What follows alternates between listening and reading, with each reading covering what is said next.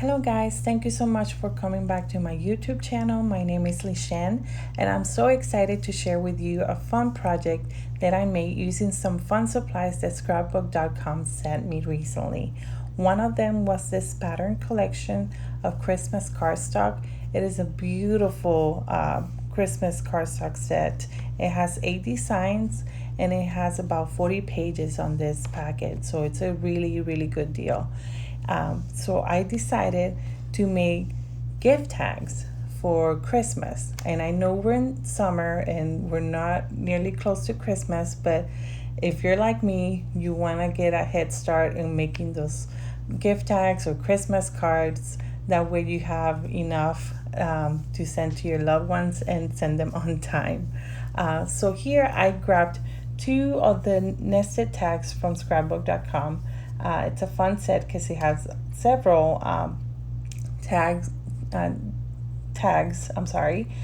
this set, and I grabbed one slightly bigger than the other one just so I could make a frame out of the pattern cardstock, and then I grabbed one of the larger tag die set to make the actual tag. And on this one, I love this pattern cardstock because it's a navy blue and it has hints of a little bit of gold color.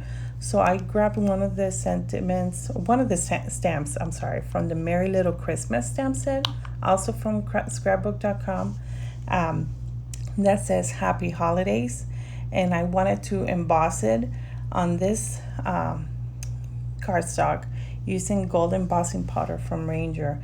And I just thought that with the gold it would just bring out more of those little hints of gold in the background of that pattern paper.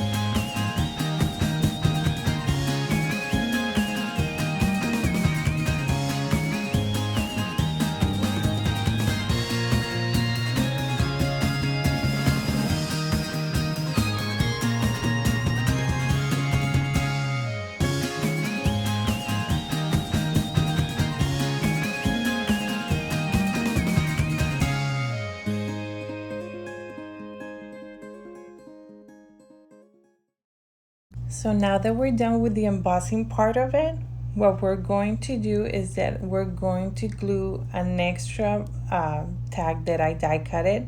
We're gonna glue this on the back of the embossed one. So to do this, I grabbed my new tape runner from scrapbook.com. This is my first time using this tape runner, and I have to say it is really good. It's very strong adhesive.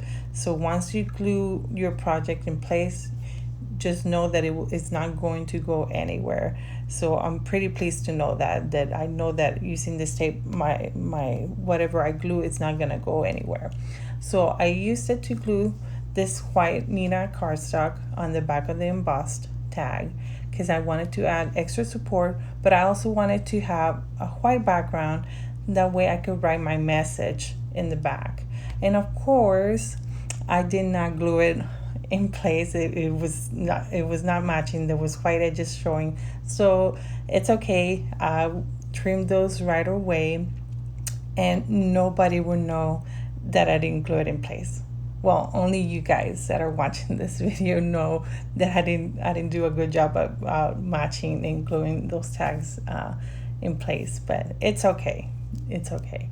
So for the next part, we're gonna now be working on the shaker part, the fun part, I think, of this project. So I grabbed that frame that we die cut before, and I used the tape runner again to glue this frame part to the acetate die cut that I already had made from the nested die set, the nested tag die sets from scrapbook.com.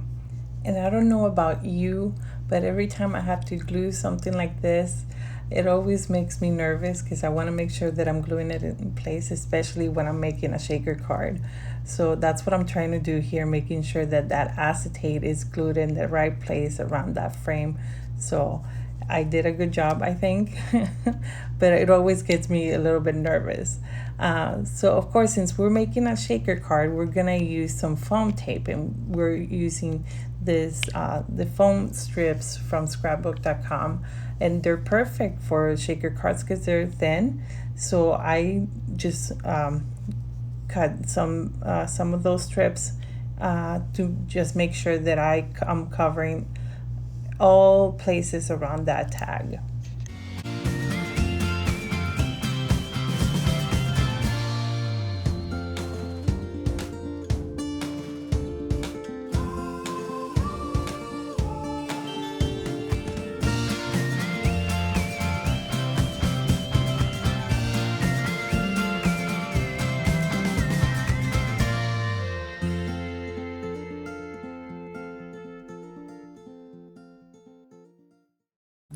Now that I finished putting all that foam tape around that tag, I use my anti-static powder tool to make sure that I put some of that powder around the edges of the foam tape that I placed, and as well as the acetate, because sometimes when you use sequins, it has happened to me, the static, they get stuck on the acetate and also on the foam tape. So just to make sure that does not happen, I use my anti-static tool.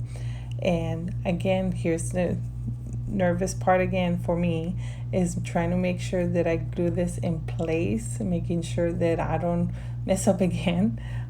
So I'm taking my time, making sure that I glue this part to the tag in place, and I think I did a good job. It worked. So this tag is almost done. I love how the shaker part of it, it's so fun to watch it, shake those sequins. So to make the hole for the tag, I use the We Are Memory Keepers hole puncher, and I know the nested tag die set has dies to make these holes, but it was easy for me just to grab the hole puncher and just make a hole on the tag. And I also use some twine that I've had for a very long time. I bought a big roll a while back, and it's still not even halfway used. So I grabbed a piece of it, I trimmed a piece of it to just make a simple ribbon for the tag, or something to that I will use it to put it on the gift that I'll be sending this Christmas to a loved one. And I trimmed the edges because I cut it too long. So it was very fun to make this Christmas tag. I made some other ones with the supplies that scrapbook.com sent me. I used one of them. For one of the tags, I used the prancing reindeer stencil to make a very simple one like this one here. And I also, for all these, I use the stamps from the Merry Little Christmas stamps. That it has many other stamps that I will probably use for a card that I'll be making soon. But for these, I used most of the round stamps that come in this stamp set. It was a lot of fun to make all of these. I hope that you enjoyed today's video and that you had fun, and I hope that it gave you some inspiration to do something fun and creative. Make sure to like, comment, and subscribe to my YouTube channel. Bye.